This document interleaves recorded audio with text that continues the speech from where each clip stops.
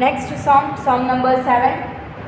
Following are the statement of profit and loss account of KU Limited for the year ended on 31st March 2016. તમને net cells આપેલું છે 15 lakh, less cost of goods sold 10 lakh, gross profit 25 lakh.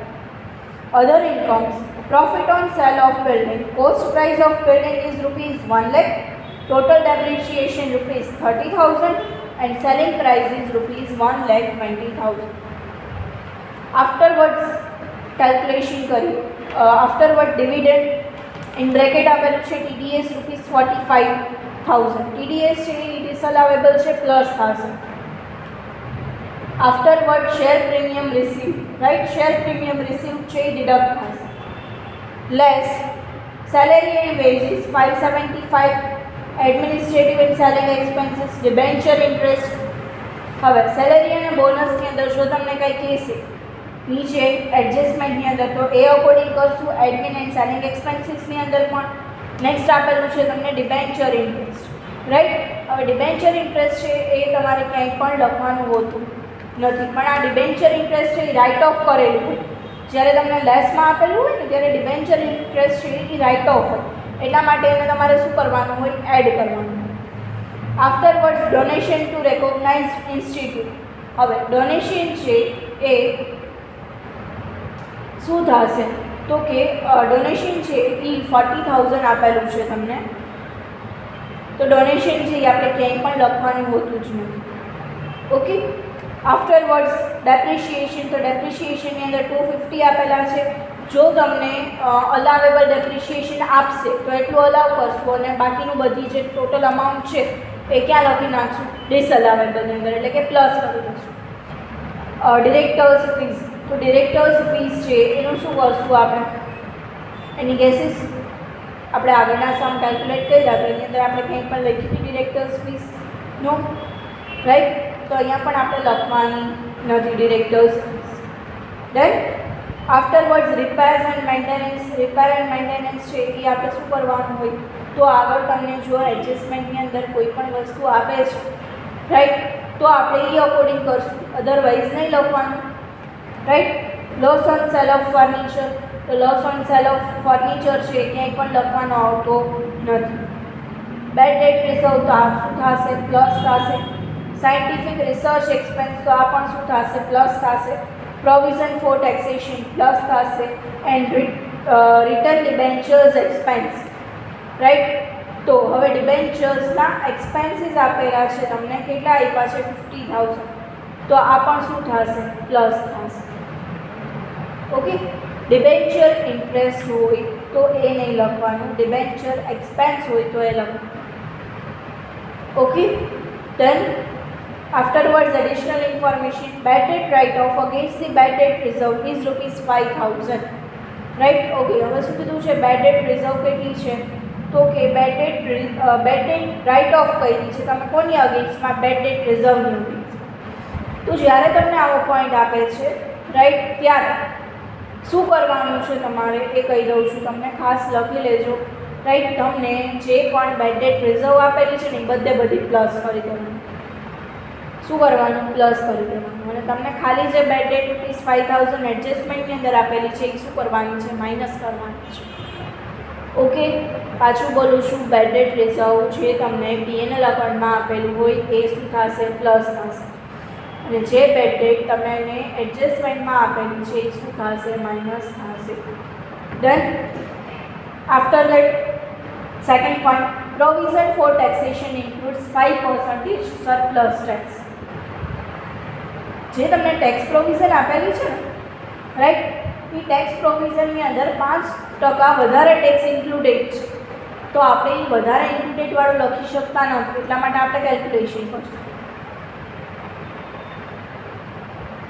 Third point: the amount of salary and bonus includes rupees 16,000 as a previous year balance and rupees 8,000 as the amount paid to employees for ex gratia.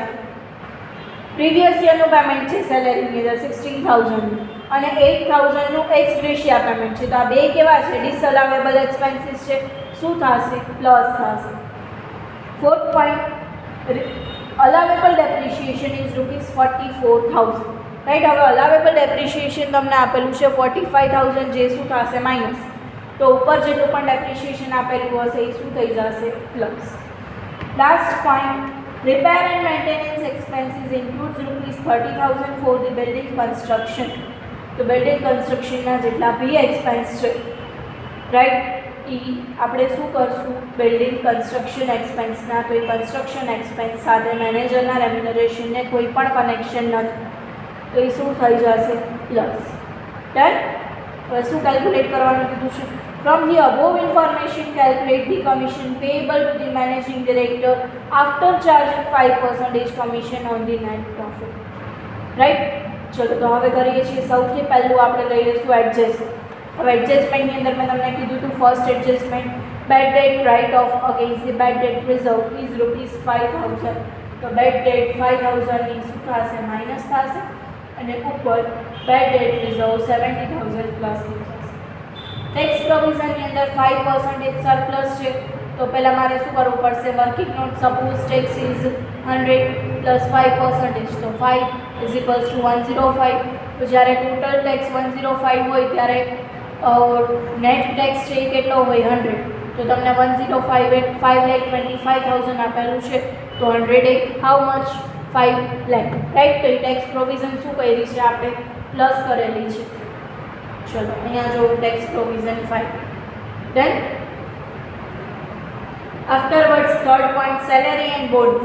Salary and બોનસની અંદર 16,000 પાસના છે. મેં પહેલાં પણ કીધું હતું પાસ્ટનું જે કાંઈ હોય એ શું થશે પ્લસ, કરંટ યરનું હોય એ માઇનસ. તો પાસ્ટ યરના 16,000 salary of previous year minus થઈ એન્ડ કરંટ યર જો તમને આપેલું છે શું કીધું છે and current year balance 8,000 is amount paid to employees for ex gratia payment. Ex gratia payment છે તો ઓલવેઝ એક્સ ગ્રેશિયા પેમેન્ટ છે એ પણ શું થશે પ્લસ થશે રાઈટ. તો એક્સ ગ્રેશિયા પેમેન્ટ છે 8,000 જે શું કરી દીધું આપણે plus.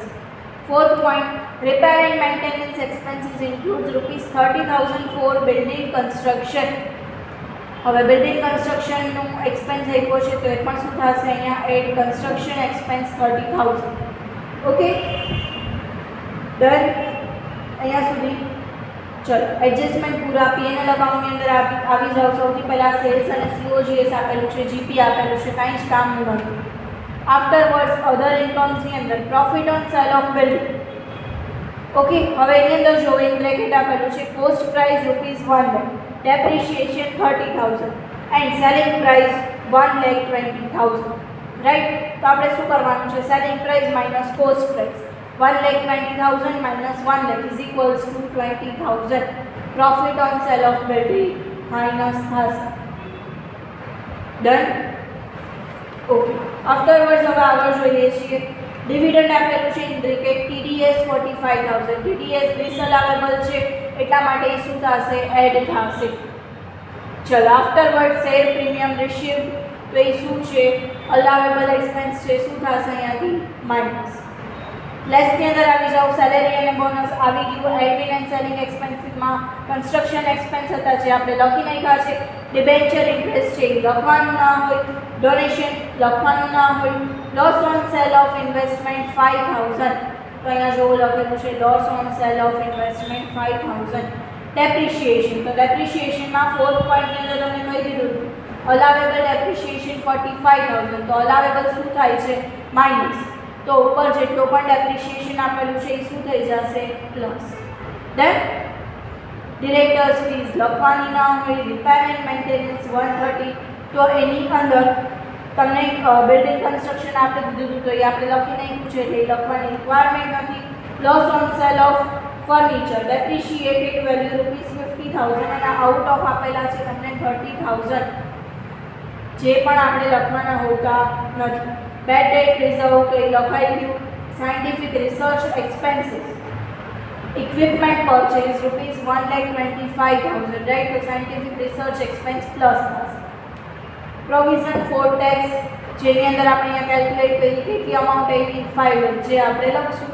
And last one return debenture expenses એ પણ શું થશે પ્લસ રાઈટ. તો net profit as per P&L ની અંદર તમે એડ અને લેસ કરશો તો તમને મળી જશે net profit as per section 198. Then હવે તમને કીધું હતું કે કંપનીની અંદર કોણ છે, તો કે મેનેજિંગ ડિરેક્ટર્સ છે, જેને તમારે 5% આપવાના છે, રાઈટ. પણ 5% બિફોર મેનેજરિયલ રેમ્યુનરેશન આપવાના છે, રાઈટ.